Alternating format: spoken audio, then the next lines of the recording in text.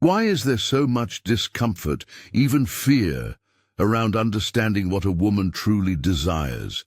It's not the innocent love from fairy tales. It's not the sweet, predictable affection that society loves to imagine. It's something deeper, wilder, more instinctive, more mysterious, and far less spoken about. There's an impulse hidden within the shadow of female desire, one that unsettles even the most grounded minds. And when Carl Jung dared to explore it, to look beneath the surface of the conscious mind, into the hidden realm of the unconscious, he uncovered something that the world was never truly ready to hear. What he found wasn't comforting, it wasn't gentle, and it wasn't something that could be easily explained with logic. It was a truth that lives beneath the surface of every human psyche, a truth about desire, power, and the untamed forces that shape not just women, but all of us. In this video, we're going to unlock what has been sealed in silence for decades. We're going to confront what most refuse to confront, and understand why certain truths about female desire are still so difficult to hear, especially for those who think they've already figured it out. The early 20th century was a world drowning in appearances, a society obsessed with propriety, control, and carefully curated images of what it meant to be a good woman. On the surface, virtue, devotion, innocence. Beneath the surface, a storm, a hidden world no one dared to name. Then came Carl Jung, a man whose work would crack open the carefully polished surface of the human psyche and reveal something that polite society desperately needed to keep hidden. While Freud focused on the mechanics of sexual repression, Jung went further. He asked a more terrifying question: what lives inside the parts of yourself you refuse to see? And when he turned that question toward the feminine psyche, toward the question of female desire, what emerged was not merely a problem of repression, but of shadow, of power, of the parts of feminine nature that the world had demanded women exile in order to be considered good, acceptable, desirable.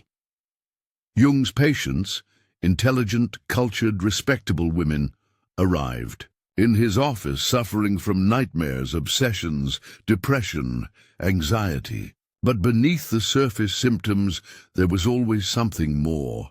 Their unconscious minds weren't just filled with childhood wounds or neuroses.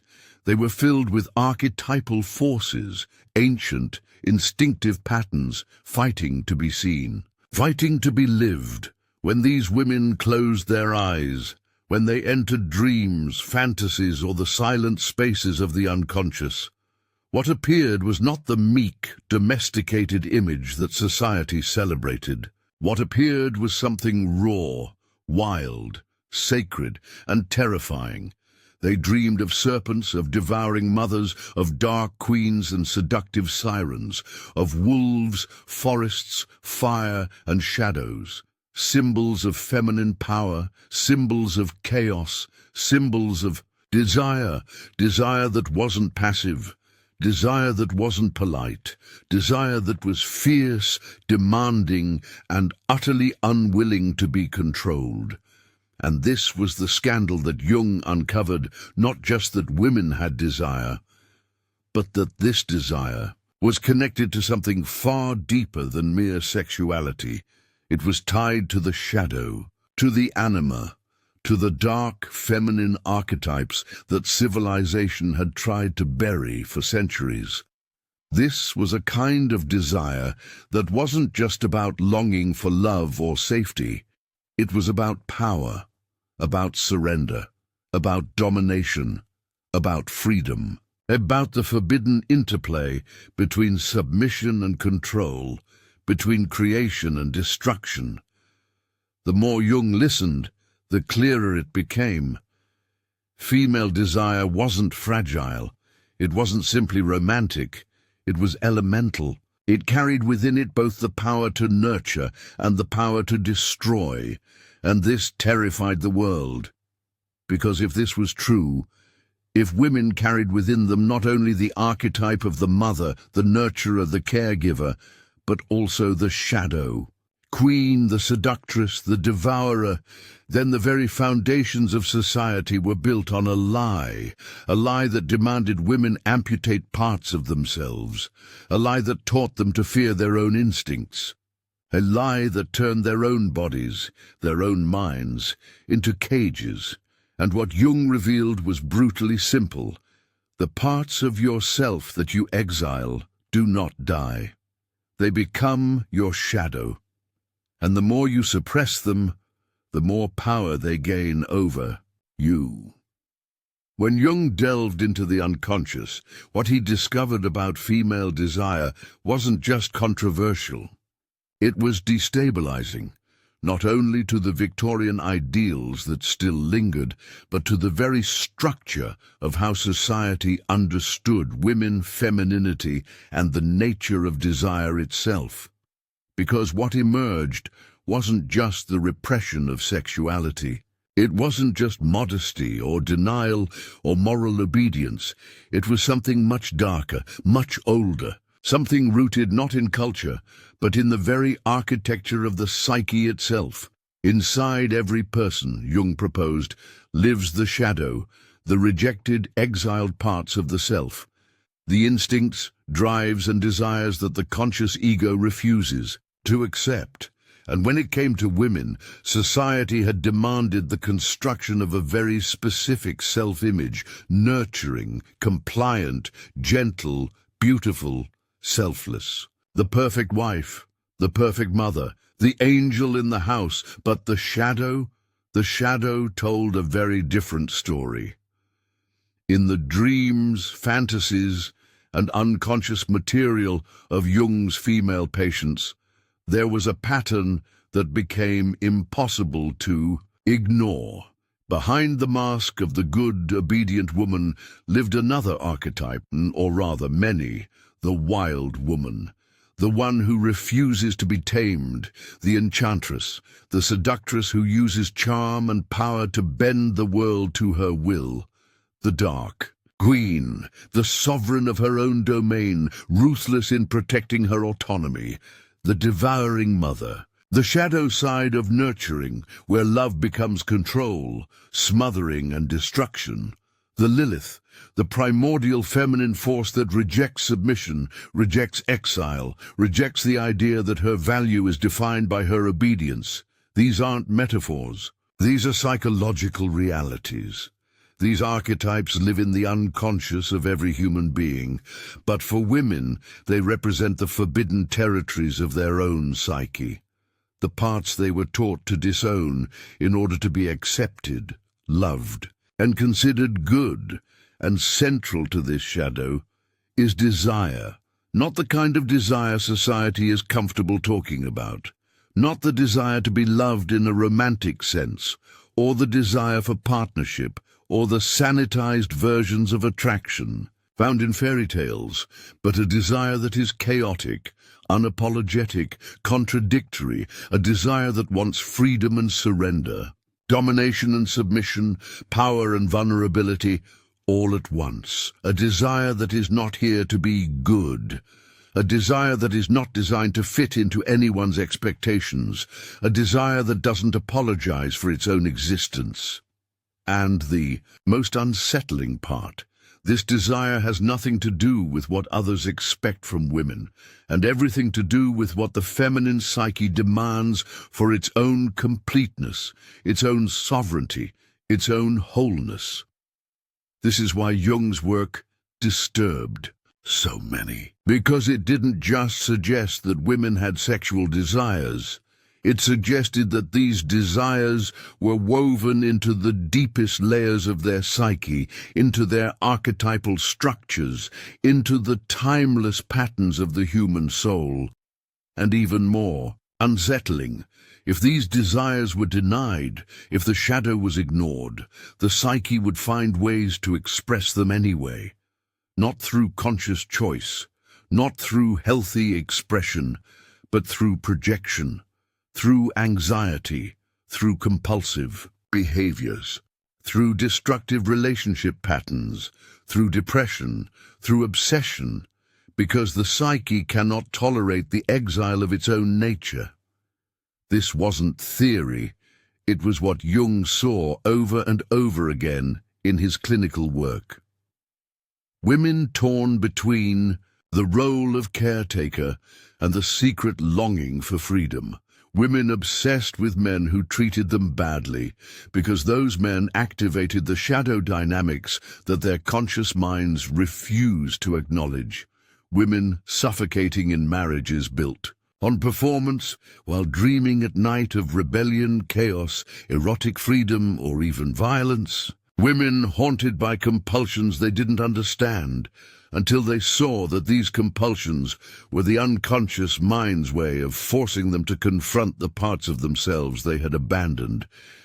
And here lies the cruel truth. What you repress becomes what controls you.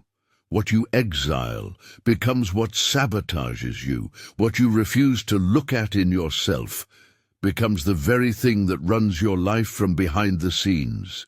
This was Jung's radical message. Not that women were broken, not that their desires were shameful, but that the attempt to deny the full spectrum of the feminine, light and dark, nurturing and devouring, submissive and dominant, sacred and erotic, was the true source of suffering. The pain wasn't in the desire itself. The pain was in the war against it. And here's the deeper paradox. The feminine shadow doesn't just hold the dark parts of desire. It also holds power, creativity, intuition, sovereignty, wholeness. When a woman integrates her shadow, when she stops running from the parts of herself that don't fit the cultural mold, she doesn't become monstrous. She becomes free. But as long as that shadow remains unconscious, it owns her. Society didn't know what to do with this truth, because it's one thing to say that women have desire. It's something else entirely to say that this desire is not domesticated, not linear, not always nurturing, not always nice. Jung's revelation was terrifying to the cultural order, because if the feminine contained both the mother and the devouring force, both the nurturer and the seductress, both the healer and the shadow queen, then the image of the ideal woman collapses entirely.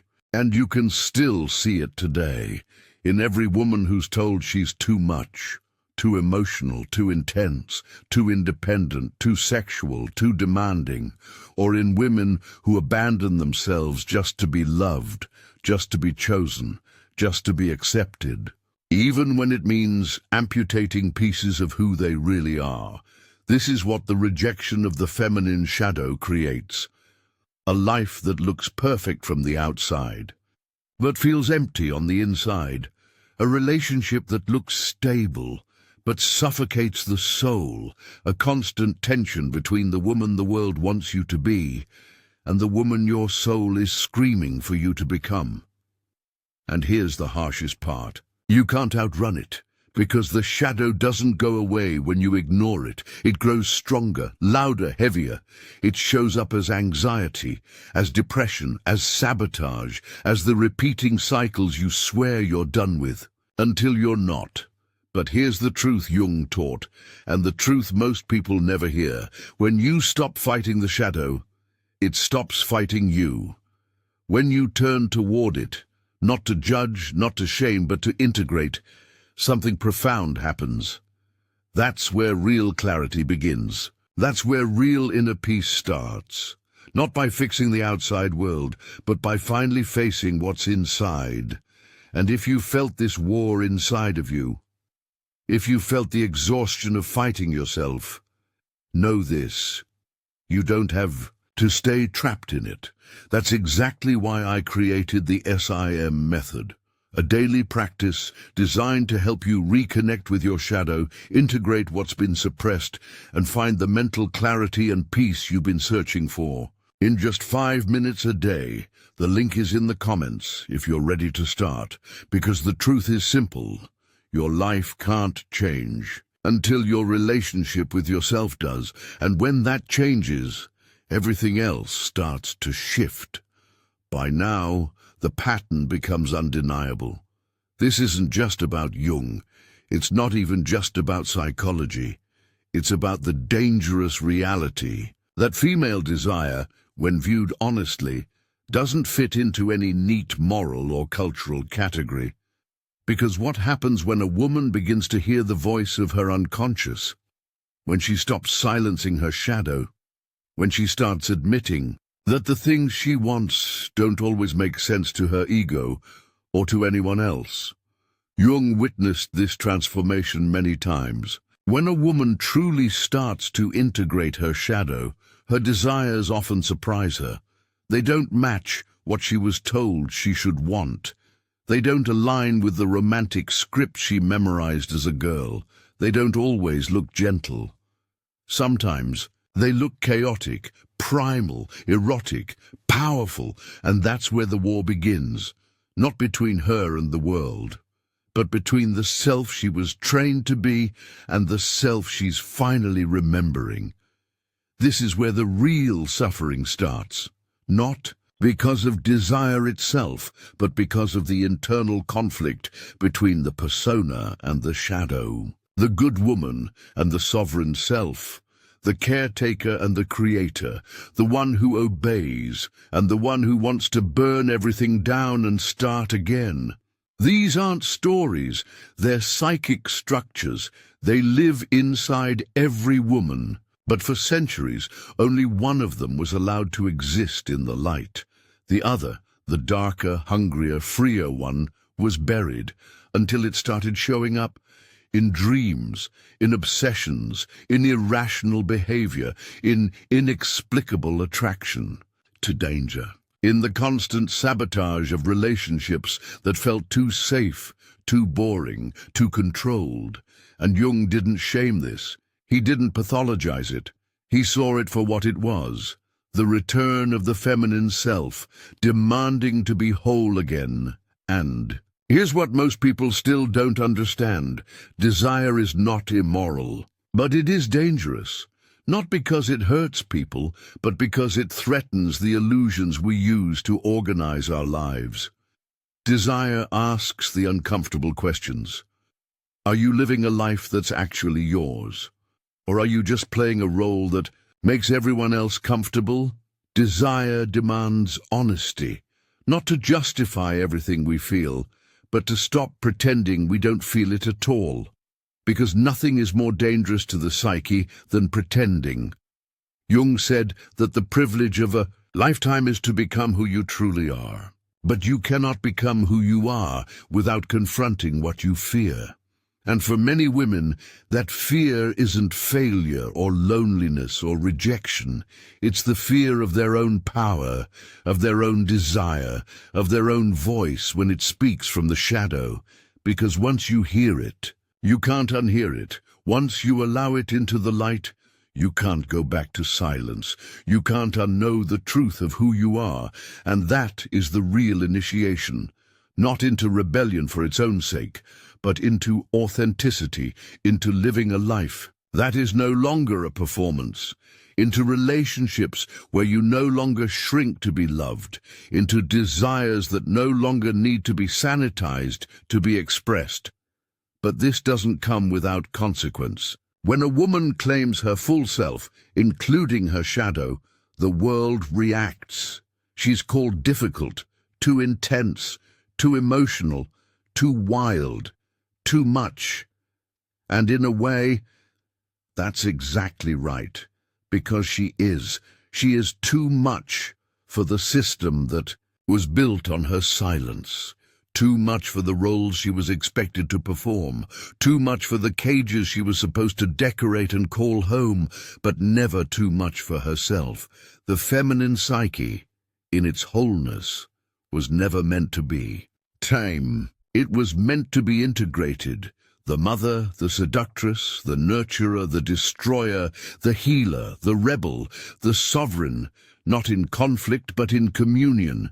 And when that happens, when the shadow is no longer the enemy, a woman becomes whole, not because she fits the world, but because she finally fits herself. The most dangerous truth about female desire isn't that it exists, it's that it was never what the world told you it should be. It was never passive, never simple, never something that could be fully contained within the rules written by a society that benefits from your silence. And what Carl Jung uncovered wasn't a scandal. It wasn't blasphemy. It wasn't a threat to women. It was a threat to the illusion that women should be anything less than whole. The pain was never in the desire itself. The pain was in the lie, in the rejection, in the exhausting war against the parts of yourself that were never meant to be exiled. And here's what no one ever tells you. What you fear about your desire is not the desire itself. It's the collapse of the identity you built to survive in a world that told you you weren't allowed to want. You weren't allowed to be wild, to be demanding, to be chaotic, to be sovereign. But the truth is, you were always that. You were always more, and the moment you stop asking for permission, the moment you stop waiting to be validated, approved, chosen, that's the moment everything shifts. Because what was living in your shadow wasn't your shame. It was your freedom.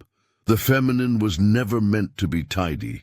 It was meant to be whole. And now you know. Once you hear this, once you see it, there's no way to unsee it.